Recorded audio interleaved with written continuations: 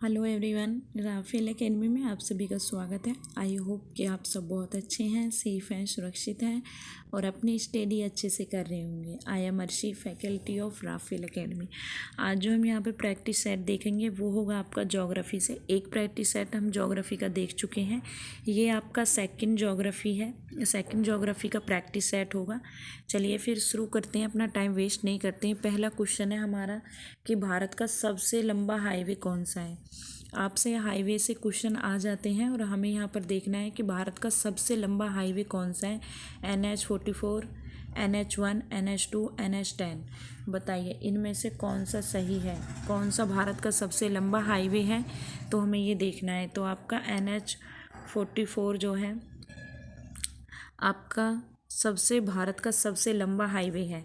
और ये कहाँ से कहाँ तक है? ये जम्मू से लेके कन्याकुमारी और तमिलनाडु तक है और 3,745 किलोमीटर लंबा है। नेक्स्ट क्वेश्चन देखते हैं। नेक्स्ट है, पश्चिमी बंगाल का कूच बिहार किस लिए प्रसिद्ध है?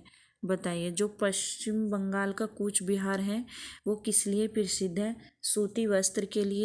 सूती वस्त्र उद्योग के लिए है, सिल्क उद्योग के लिए है, या फिर पेट्रोलियम उद्योग के लिए है, या फिर कांच उद्योग के लिए? बताइए, पश्चिमी बंगाल का कूच बिहार किस लिए प्रसिद्ध है? तो वो है आपका सिल्क उद्योग के लिए। कूच बिहार पश्चिमी बंगाल में है जो सिल्क उद्योग के लिए क्या है? प्रसिद्ध है।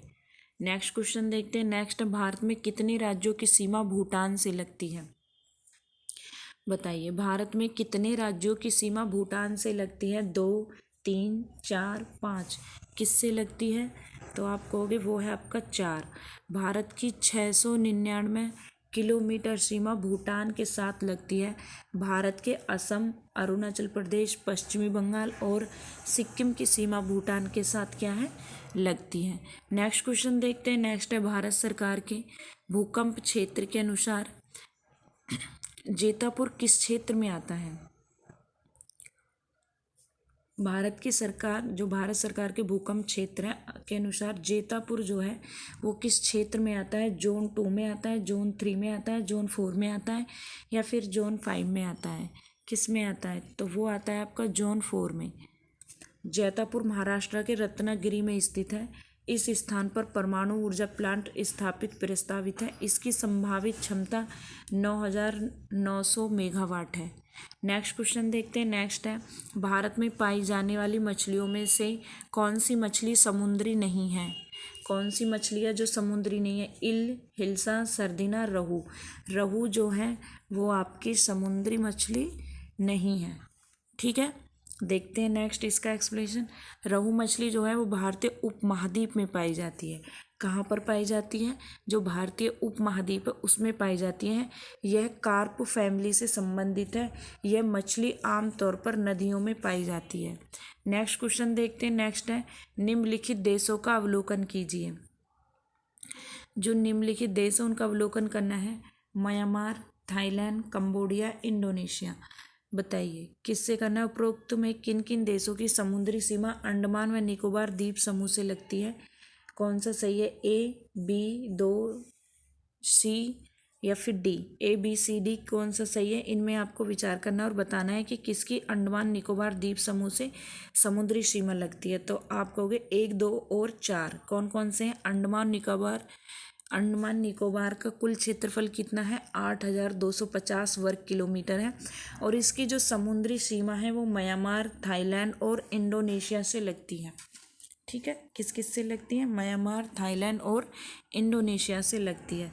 नेक्स्ट क्वेश्चन है। नेक्स्ट है आपका, अंतर्जल परिवहन व व्यापार प्रोटोकॉल भारत ने किस पड़ोसी देश के बीच में है? बताइए किस पड़ोसी देश के बीच में है? श्रीलंका, बांग्लादेश, पाकिस्तान, म्यांमार। किसके बीच में है? तो वो है आपका बांग्लादेश।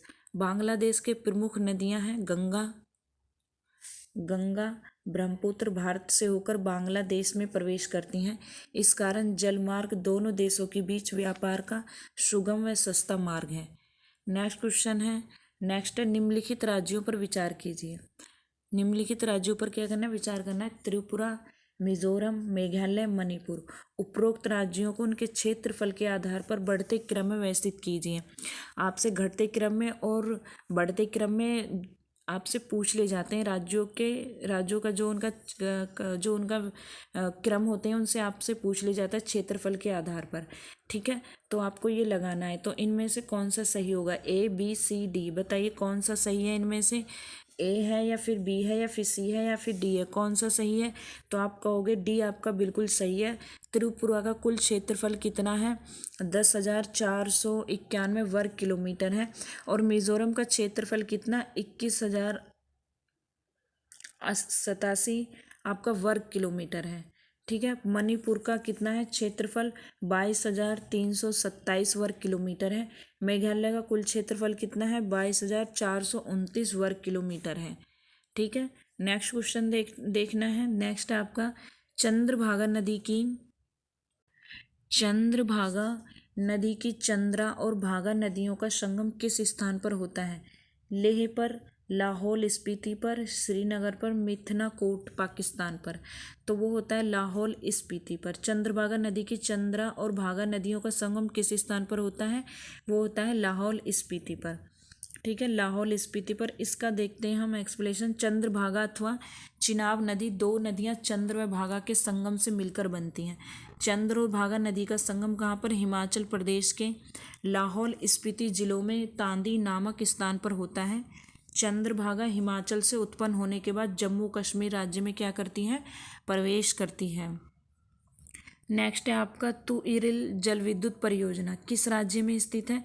तुइरिल जल विद्युत परियोजना किस राज्य में स्थित है, मणिपुर किस में है, मणिपुर में है, मिजोरम में है, असम में है, अरुणाचल प्रदेश में है, किस में है।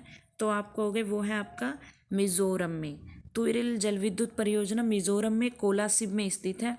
और इसका उद्घाटन कब हुआ था, अगर इसके उस उद्घाटन की बात करें तो 16 दिसंबर 2017 को प्रधानमंत्री नरेंद्र मोदी ने किया था इसका उद्घाटन। नेक्स्ट क्वेश्चन देखते हैं। नेक्स्ट है आपका शीतकाल में उत्तर भारत में बारिश का मुख्य कारण क्या है। शीतकाल में उत्तर भारत में बारिश का मुख्य कारण क्या है, पश्चिमी विक्षोभ है, या फिर लौटता हुआ मानसून है, या फिर सामान्य मानसून है, या व्यापारिक पवनें हैं। क्या है शीतकाल में उत्तर भारत में बारिश का मुख्य कारण क्या है, पश्चिमी विक्षोभ, लौटता हुआ मानसून, सामान्य मानसून, या व्यापारिक पवनें। क्या होगा, तो वो होगा आपका पश्चिमी विक्षोभ।